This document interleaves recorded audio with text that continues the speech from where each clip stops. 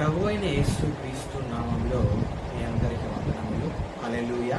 చూడండి, ఈరోజు పరిశుద్ధాత్మ దేవుడు మనకి ఇచ్చిన ఆత్మీయమైన ఆహారం ఏంటంటే ఎఫెసీయులకు రాసిన పత్రిక 6వ అధ్యాయము 10వ వచనం ఒకసారి మనం చూస్తే, తుదుకు చూడండి, ప్రభువు యొక్క మహాశక్తిని బట్టి ఆయన యందు బలవంతులై ఉన్నది. హల్లెలూయా.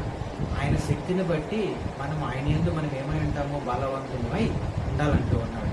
ఇప్పుడు మనం బలవంతులమై ఉండాలని అంటే మనము యేసు క్రీస్తు చేతిలో బాణంలా ఉండాలి. హల్లెలూయా. నువ్వేమై ఉండాలి? యేసు క్రీస్తు చేతిలో బాణంలా ఉండాలి. బలవంతుల చేతిలో నువ్వేమై ఉంటావు? బాణంలా ఉండాలి. ఈ బాణం ఏం చేస్తుందో తెలుసా? ప్రతి ఒక్కరిని ఆత్మీయతలోకి నడిపిస్తుంది. హల్లెలూయా. ఈ బాణం ఏంటో కాదు, దేవుని వాక్యము. అయితే మనం ఒకసారి జ్ఞాపకం చేసుకుంటే, ఆ మహాశక్తిని బట్టి ఆయన ఎందుకు బలవంతులై ఉండాలని అంటే ఆయన నీలో ప్రతిష్ఠించుకోవాలి, ఆయన వైపు చూడాలి. ఆయన అంటే ఎవరు? యేసుక్రీస్తు వైపు. ఒకవేళ ఇంతవరకు యేసుక్రీస్తు ప్రభువారు నీకు తెలియలేదనుకో, యేసుక్రీస్తు ప్రభువారి మాటను విని ఆయన యందు విశ్వాసం ఉంచి, ఆ విశ్వాసం ఉంచి ఆయన నామములో, యేసుక్రీస్తు నామములో నువ్వు బాప్తిస్మం పొంది ఆయన నీలో ప్రతిష్ఠించుకుంటే ఖచ్చితంగా నువ్వు ఆయన యందు బలవంతుడివై ఉంటావు. హల్లెలూయా. బలవంతుడు ఏం చేస్తాడనంటే, చూడండి, ఏ బలవంతుడు? 2 రకాల బలం ఉన్నాయి. ఏ ఆత్మ సంబంధమైన బలము ఆత్మీయతలో నిన్ను ఎదిగింపజేస్తుంది, ఆత్మీయతలో నిన్ను బలపరుస్తుంది, దేవునికి దగ్గరగా ఉంచుతుంది, దేవుడితో నడిచే తెలివిని, జ్ఞానంనిస్తుంది. అదే నీ లోక సంబంధమైన బలము, కలిమి, ధనము, కులము, ఇవన్నీ ఏం చేస్తాయనంటే నిన్ను లోకంలోకి నడిపిస్తాయి, పాపంలోకి నడిపిస్తాయి, దేవునికి దూరంగా నడిపిస్తాయి.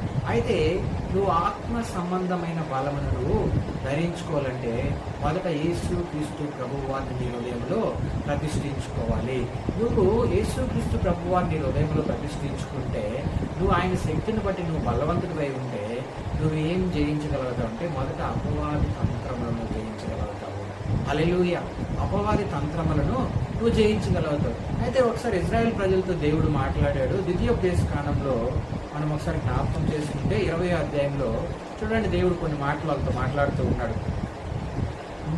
20వ అధ్యాయము మొదటి నుంచి 3 వచనాలు చదువుతున్నాము. చూడండి, నీవు నీ శత్రువులతో యుద్ధమునకు పోయి గుర్రములను, రథములను, మీకంటే విస్తారమైన జనమును చూచినప్పుడు వారికి భయపడవద్దు. ఐగుప్తు దేశంలో నుండి నిన్ను రప్పించిన నీ దేవుడైన యెహోవా నీకు తోడై ఉన్నాడు. ఎక్కడి నుంచి రప్పించాడు వీళ్ళని? ఐగుప్తు దేశంలో నుంచి. చూడండి, మనము సాతానికి అనేక సార్లు భయపడుతూ ఉంటాం, కానీ